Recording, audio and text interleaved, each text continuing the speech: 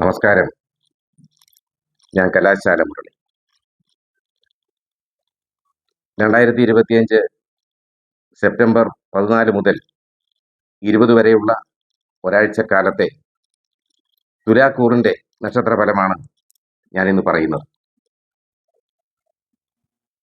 തുലാക്കൂർ എന്ന് പറയുമ്പോൾ ചിത്തിര, അര, ചോതി, വിശാഖം, മുക്കാല് ഈ നക്ഷത്രങ്ങളാണ് ഇതിൽ ഉൾപ്പെടുന്നത്.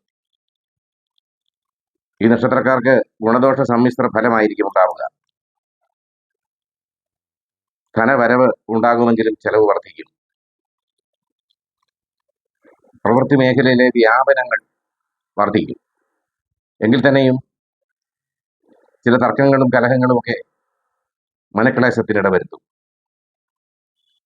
ബന്ധുക്കൾ ശത്രുക്കളെ പോലെ പെരുമാറും. പ്രതീക്ഷയ്ക്ക് വിരുദ്ധമായ അനുഭവങ്ങളൊക്കെയും ഉണ്ടാകും. വാക്കുപാലിക്കാൻ കഴിയാതെ വരും. ചെലവുകൾ നിയന്ത്രണാതീതമാകും. രോഗാരിഷ്ടതകൾ വർദ്ധിക്കുകയും അതുമൂലം മനക്ലേശത്തിന് ഇടവരികയും ചെയ്യും. ബന്ധുവിരഹത്തിനിടയുണ്ട്. മേലധികാരികളുടെ അപ്രതീക്ഷിത അപ്രീതിക്ക് ഇടയുണ്ടാകും. സ്ഥാനചലനം ഉണ്ടാവുകയും ദൂരദേശ യാത്രയും അലച്ചിലും ഒക്കെ വന്നു ചേരുകയും ചെയ്യും. യാത്രയിൽ ധനനഷ്ടത്തിനിടയുണ്ട്.